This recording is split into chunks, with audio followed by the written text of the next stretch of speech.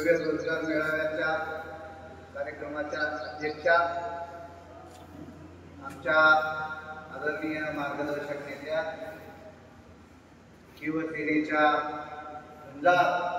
घडाडीच्या नेत्या आणि महाराष्ट्र महिला आयोगाच्या माजी सदस्या आदरणीय डॉक्टर शोभाताई बेंजरगे मॅडम, त्यांचा आत्ता थोडक्यात पण सुंदर मार्गदर्शन आपल्या सर्वांना झालं. आपल्या शिरूर आनंदबाळ विशाल विविध कार्य सेवा सहकारी सोसायटीचे चेअरमन आदरणीय गटिमे साहेब,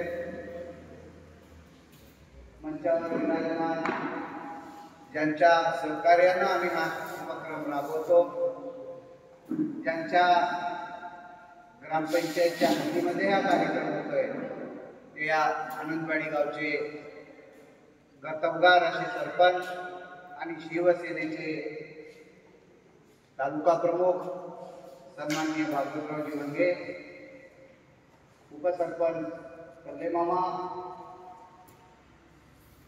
कवियत्री सरोजाताई गायकवाड मॅडम, निलकंठजी शिवणे, शिवसेनेचे शहर प्रमुख सतीजी शिवणे, समता नायक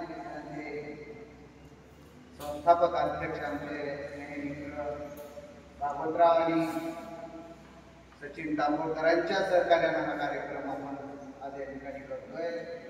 हे आमचे ॲडव्होकेट सचिन तांबोळकर, सुंदर सूत्रसंचलन करत असलेले आमचे रमाकांतांना, मंचावरील सर्व मान्यवर, मंचाच्या पुढे बसलेले आमचे गोविंदराव श्रीमंगल कवी असलेले कवी मनाचे गोविंदराव श्रीमंगल साहेब आणि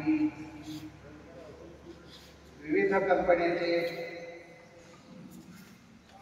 जे प्रमुख लोक या ठिकाणी आलेले आहेत ते सर्व, आणि ज्यांच्यासाठी हा कार्यक्रम आयोजित केला आहे ते आपण सर्व विद्यार्थी मित्रांनो.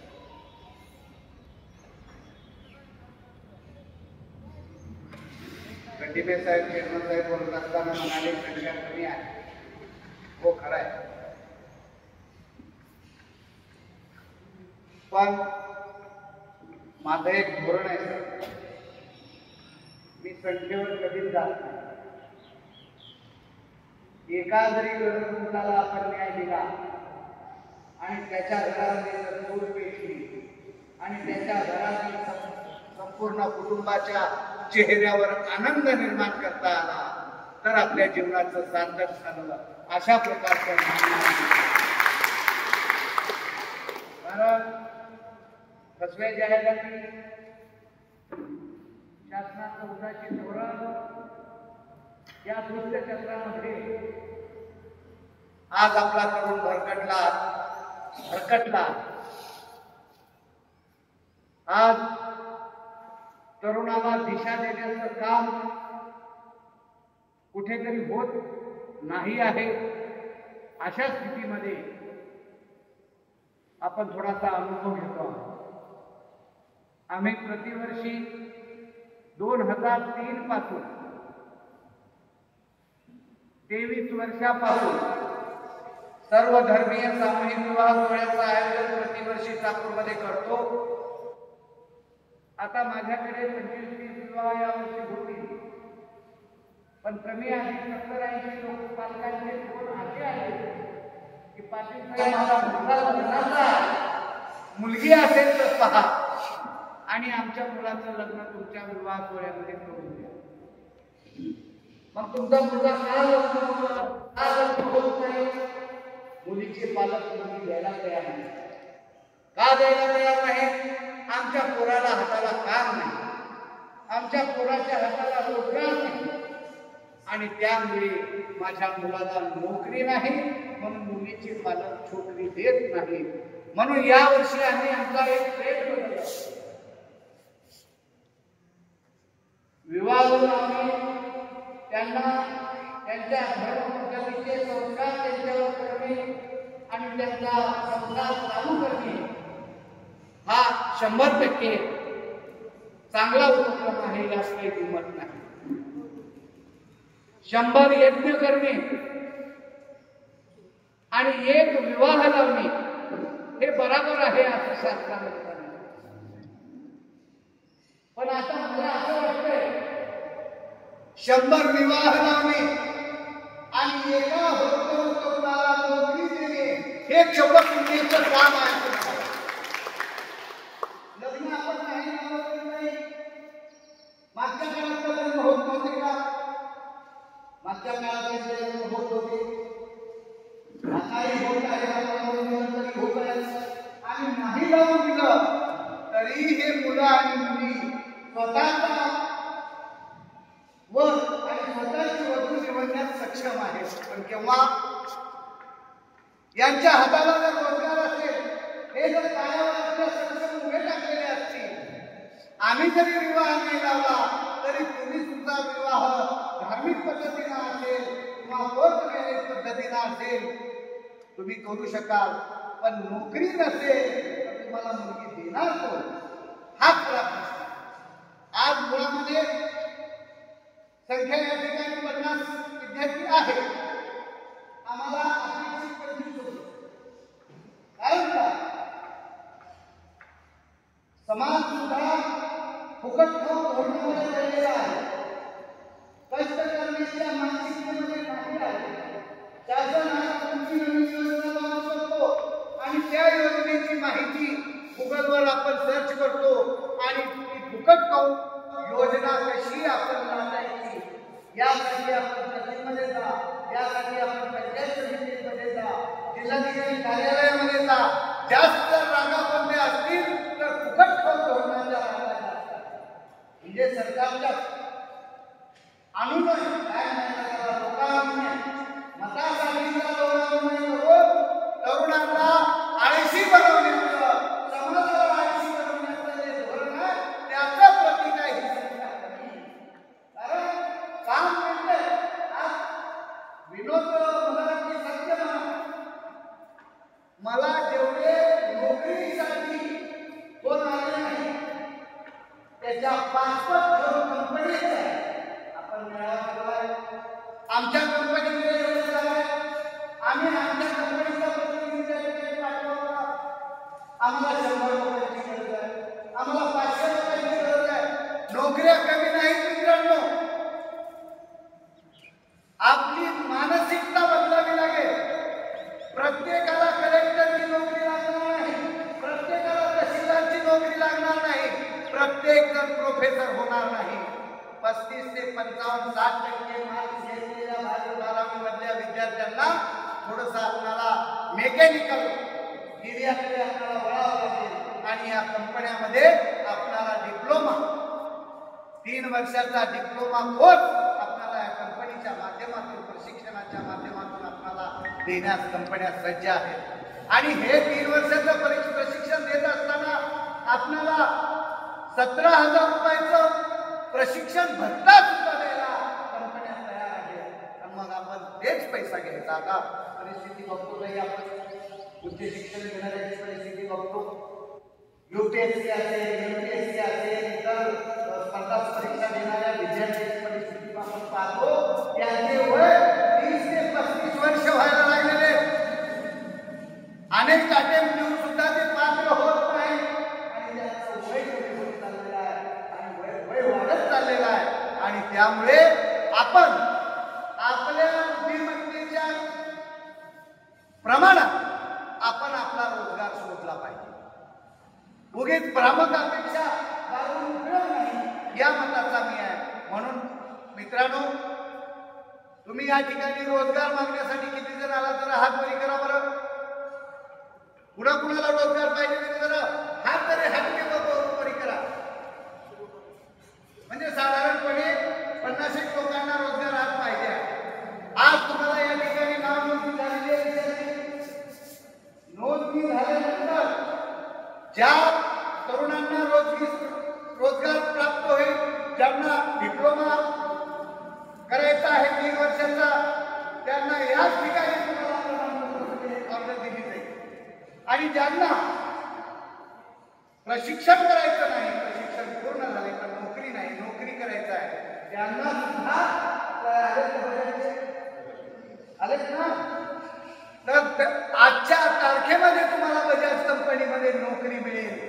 तीही 20,000 रुपये पेक्षा जास्त मानधन आपल्याला मिळेल. आपल्या टॅलेंट प्रमाणे आपल्याला रोजगार मिळेल. म्हणून आज जरी तुम्हाला इथं संख्या कमी असेल तरी आता हे काही आजच्या दिवस एक दिवस मेळावा घेऊन आपण मेळावा घेऊन आपण थांबणार नाही मित्रांनो. आपण ही रिसायकलिंग आपली कायमस्वरूपी चालू राहणार आहे. ज्या विद्यार्थ्यांना या ठिकाणी येता आलेलं नाही किंवा त्यांना इथं येण्यासाठी कुठेतरी काही वैयक्तिक अडचण आलेली आहे, त्यांनी माझ्याकडे माझा मोबाईल नंबर आपल्याकडे लिहून घ्या. माझा मोबाईल नंबर मला मोबाईल करा. आमचे भागवतराव या ठिकाणी आहेत, त्यांना मोबाईल फोन करा. सचिन तांबोळकर आहे, त्यांना फोन करा. मंचावरच्या कुण्याही मान्यवराला तुम्ही फोन केला, आम्ही तुम्हाला एक प्रमाणपत्र देऊ, पत्र देऊ. तुम्ही पुण्यामध्ये आमची क्वीज कंपनी बरोबर आमचा करार आहे. क्वीज कंपनीचे आपले विशाल मुगे आपल्या नळेगावचे आहे, विशेष म्हणजे लांबचे नाही आहे. तर आपण पुण्यामध्ये यांच्या ऑफिसमध्ये जाऊन संबंधित कंपनीमध्ये आपण आपला जॉब निश्चित करू शकतो. म्हणजे आजच्या दिवस मेळावा घेऊन आम्ही एक सोपस्कार एक पूर्ण करणे हा आमचा उद्देश नाही. मी माझ्या 30 वर्षाच्या 40 वर्षाच्या चळवळीच्या काळामधला 1 मिनिटामध्ये माझा लेखाजोखा तुम्हाला मी मांडतो. आम्ही दीनदलित दुबळ्या उपेक्षितांना न्याय देण्याचं काम अविरतपणे 24 तास करतो. मॅडम, मी परवा मुख्यमंत्री युवा कार्य प्रशिक्षणार्थ्यांना 6 महिन्यांचा रोजगार दिला आणि प्रशिक्षण संपल्यानंतर त्यांना घरी बसण्यासाठी तुमचा आता कार्यकाल संपला म्हणून पत्र दिलं शासनाने. 6 महिन्याचा कार्यकाल तुम्ही वाढवून देऊ म्हणजे 6 महिन्याच्या प्रशिक्षणानंतर हे जे प्रमाणपत्र तुम्ही देत आहात हे प्रमाणपत्र घेऊन या प्रशिक्षणयुक्त प्रशिक्षणार्थ्यांनी जायचा कुठं हे शासनाला उत्तर देता आलं नाही. अर्थसंकल्पीय अधिवेशनाच्या कार्यकाळामध्ये 3 मार्च ते 26 मार्च 24 दिवस मी आझाद मैदानावर 1,24,000 प्रशिक्षणार्थ्यांचं त्यांचं कायमस्वरूपी रोजगार त्यांना मिळाला पाहिजे या भूमिकेनुसार मी आमरण उपोषण केलं आणि शासनाला 5 महिन्याचा कालावधी कार्यकाळ शासनाला आमची मागणी 5 महिन्यामध्ये कार्यकाळ वाढवा ही नाही. आमची मागणी प्रशिक्षण घेतलेल्या प्रशिक्षणयुक्त तरुणांना कायमस्वरूपी रोजगार द्या, 11 महिन्याचा रोजगार द्या.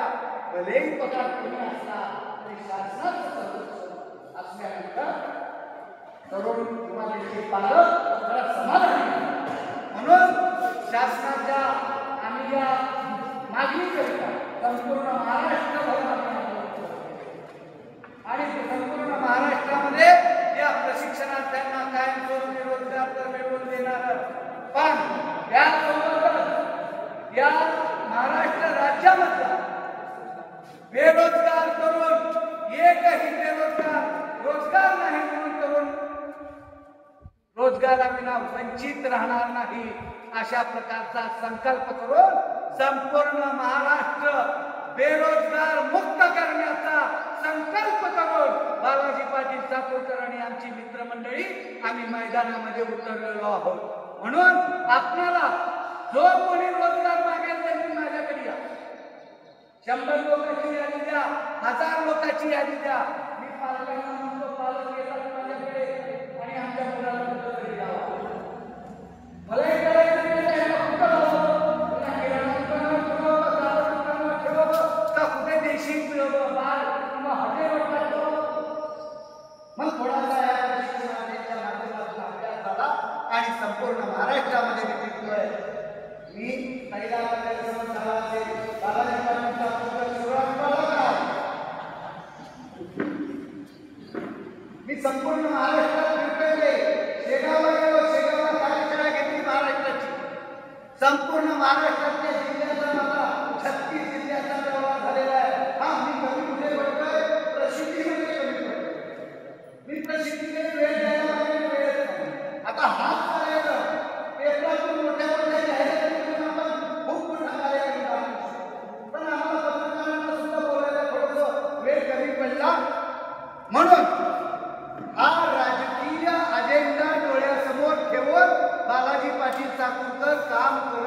नाही. बालाजी पाटलाला आमदार जरूर व्हायचं आहे, पण आधी कामगार होऊन दाखवायचं आहे, आधी काम द्यायचं आहे, रोजगार मिळवून द्यायचा आहे, आणि मग नंतर जर लोकांचा जर आशीर्वाद असेल, तुम्ही काही आमच्या कारण सर्वसामान्य कुटुंबातला गोरगरिबांची व्यथा समजून घेणारा कार्यकर्ता म्हणून मी एक या मैदानामध्ये चळवळीच्या रमादारांना काम करतो. मी कधीच मी माझी विधानसभा लढली, माझा फॉर्म भरायला 12,000 प्रत्येक सभेला 5,000 ते 7,000 लोक होते, आणि शेवटच्या 2 दिवसामध्ये माझे सुद्धा माझ्यासोबत राहिले. कारण माझ्या कुटुंबाला 50,000 आणि माझ्या कुटुंबाला माझं एवढी इमानदार लोक आता एकदम कसं मिळतील? पैशाच्या जोरावरती लोक स्वतः हस्तगत करत आहे, हे काही इतकं सोपं नाही. आमदार होणं इतकं सोपं नाही हे मला कळलंय. म्हणून मला कामगार कायम व्हायचं आहे, म्हणून मला काम करायचं. म्हणून मित्रांनो, येणाऱ्या काळामध्ये नुसतं आता या बेरोजगाराचा प्रश्न नाही, आपल्या तालुक्यामध्ये विकासाच्या कामासाठी भागवतराव ताईच्या माध्यमातून आमच्या भागामध्ये जिल्हे करणं गरजेचं आहे. मग रस्त्याची प्रश्न असतील,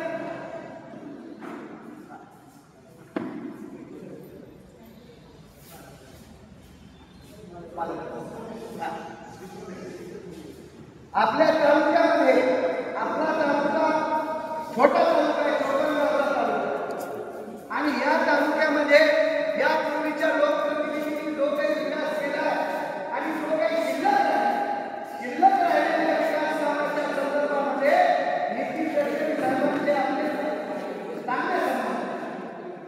आज मी जो भाग्य काढलं ना आता MSRTCचे MD अनिल कुमार नायकवाड आणि राज्य केंद्रीय रस्ते विकास महामंडळाचे रस्ते मंत्री नितीन गडकरी साहेबांचा आशीर्वाद आहे. कारण मी 35 वर्ष समाजासाठी फिरलो, आणि समाजासाठी फिरत असताना गडकरी साहेबांनी अनेक काहीतरी स्वतःसाठी केला, आणि स्वतःसाठी केला म्हटल्यानंतर त्याच्यामध्ये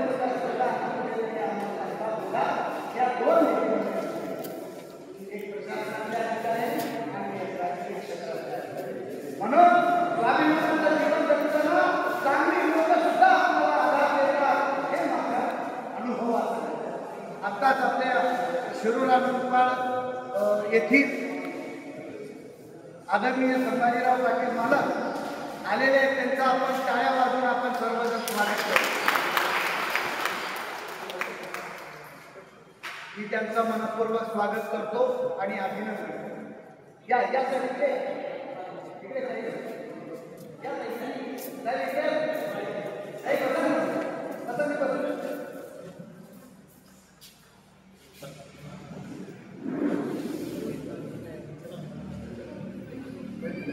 मला आम्ही खूप थोडा उशीर झाला आणि अगोदर संख्या कमी त्याच्यामुळे जरा थोडं चालू केला. तर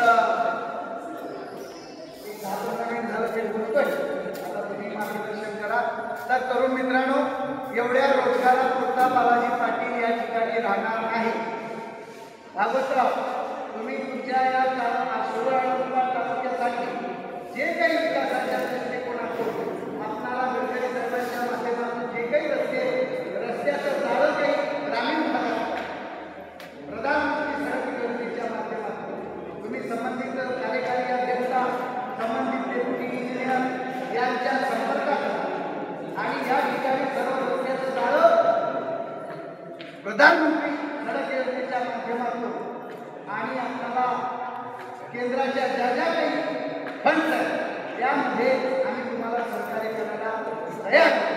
त्याच्यामुळं या मंचावर असलेल्या मान्यवरांच्या सर्वांच्या मार्गदर्शनातून आपण येणाऱ्या काळामध्ये या शिरूर तालुक्यामध्ये बेरोजगार असणारा तरुणाला रोजगार देऊ.